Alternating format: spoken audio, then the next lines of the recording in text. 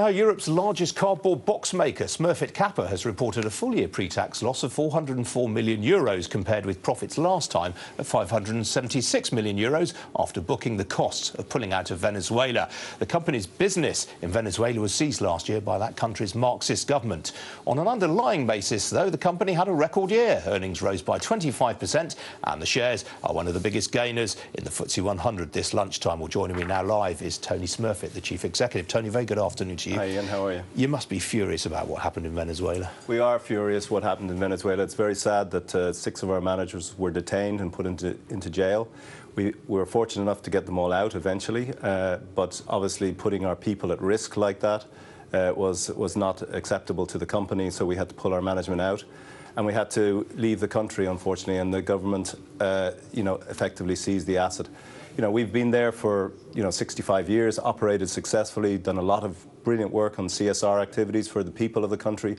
The saddest part, one of the saddest parts of it all, was that we had a school where we were looking after 180 kids, which we've had to abandon. It's terrible, but we are in international court looking for arbitration to make sure that we get compensated for our stakeholders get compensated for the loss of our assets. I mean, if Maduro stands down, do you have any optimism that you might get that business back? I think we ran the paper mills in the country. We were about 90% of the business of corrugated boxes in the country and 100% of paper. So therefore, I would expect that we'd be asked to come back, but obviously we'd have to get we've lost a lot of money and we've lost a lot of positions, so we'd have to restore our assets. I mean, typically what happens, Ian, is those companies that leave, the assets get basically taken apart. The key thing is, though, this isn't a cash item in the results. No, not at all. Yeah. I mean, it's just a wash through from one side of the balance sheet to the other, so it has no bearing. The actual real loss was about 66 million of the book loss, but this is just a transfer from one side of the balance sheet to the other. Well, on a brighter note, you've had a record year. What was driving demand? I think the great thing about our business is that, when you look at the secular drivers, such as e-commerce, such as the replacement of plastic, and I know Sky News is really driving that movement, I think that's really boding well for the whole corrugated box industry, and we are one of the leaders, if not the leader in the world, in this area of innovative packaging, and so that's really, driving our earnings, and I think that's been a sea change in the way people look at corrugated packaging.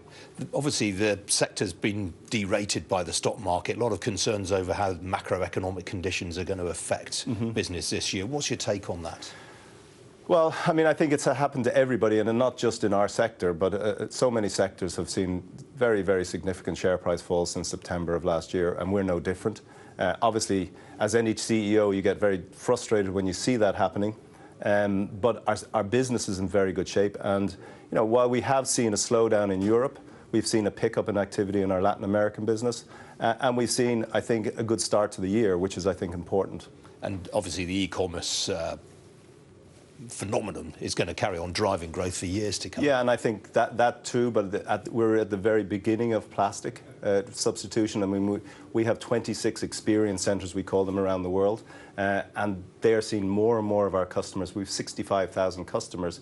More and more of those customers coming in and asking us, how can we replace plastic? How can we replace styrofoam? It's a really big positive news for our business. And what about the industry backdrop generally? I mean, around this time last year, you fended off a takeover approach from the US. I mean, the industry is consolidating, isn't it? The industry has consolidated in the US, but we have some very strong private companies in Europe, and we have very strong businesses in the Americas.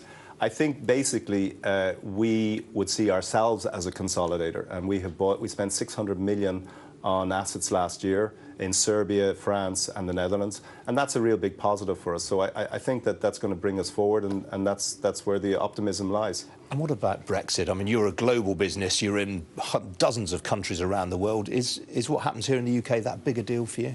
I think it's a big deal for Europe if it's a hard Brexit. I mean, I'm still believing that the adults will take over, and this will be a soft Brexit or a frictionless trade Brexit. I'm hopeful of that. I'm praying for that. I think it will be very bad for my country, Ireland. I think it will be very bad for England. So I hope they don't do the self-harm of Brexit in a bad way. All right, Tony Smurfit from Smurfit Kappa. Very good to see you. Thanks, great to be with you. Thank you.